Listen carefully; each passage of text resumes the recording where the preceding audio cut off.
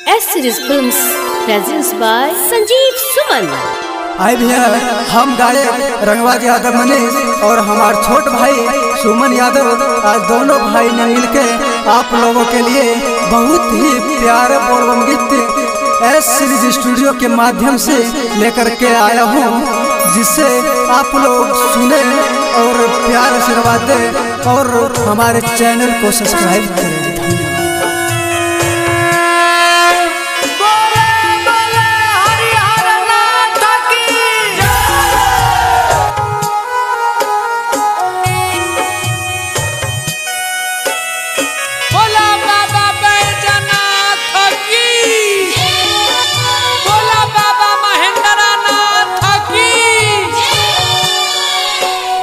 देवा घर के भोले बाबा सपना पूरा बैचई हो, सपना पूरा बैचई हो।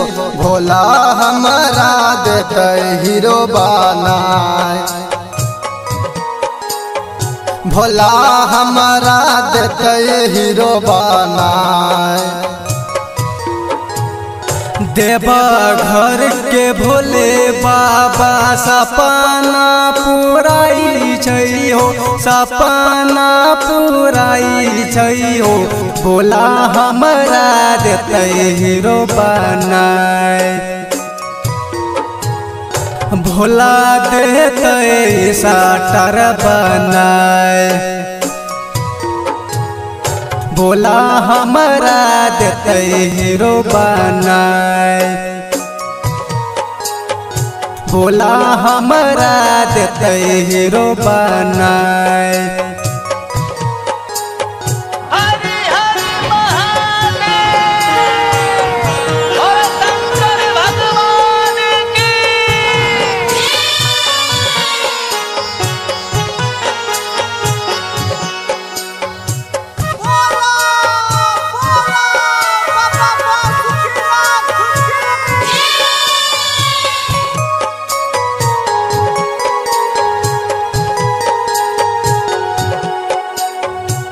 Recording by S Series Studio, Bhagalpur।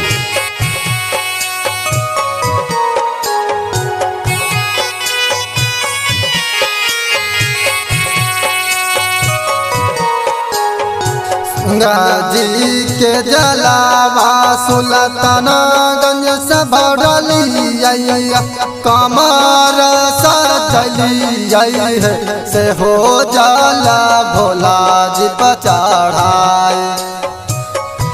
हाँ से हो जाला भोला जी पर चढ़ाए।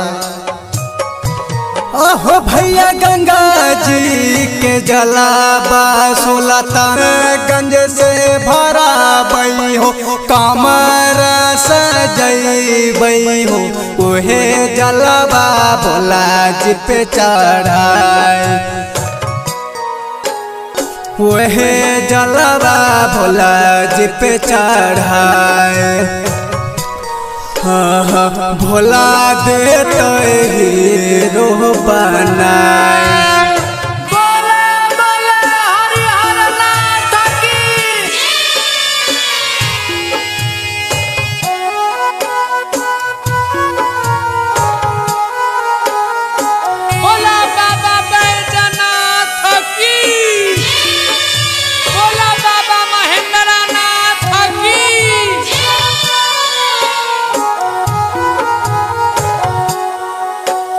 सबे मिल कमर लेके पैदल जाई हो, पूजा पाठ कई हो।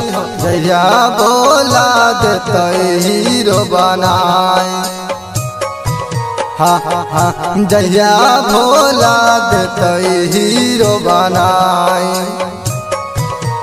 ओ भैया सभे मिल कंवर लेके पैदल जई हो, पूजा पाठ कई हो।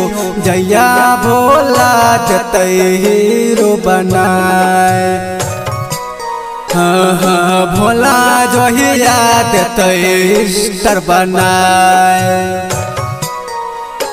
भोला हमरा देते सपन पुराए।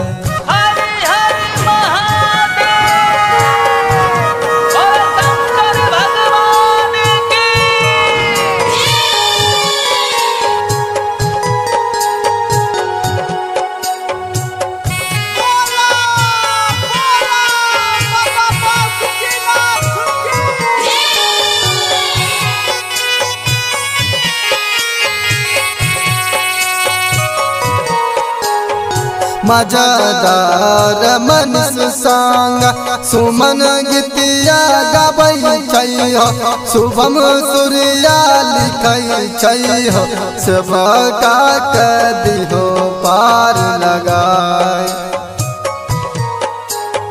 सबका के दिहो पार लगाए।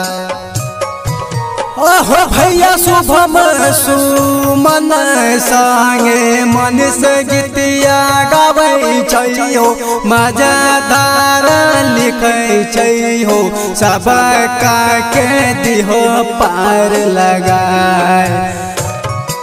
हाँ भोला देते साकार बनाए,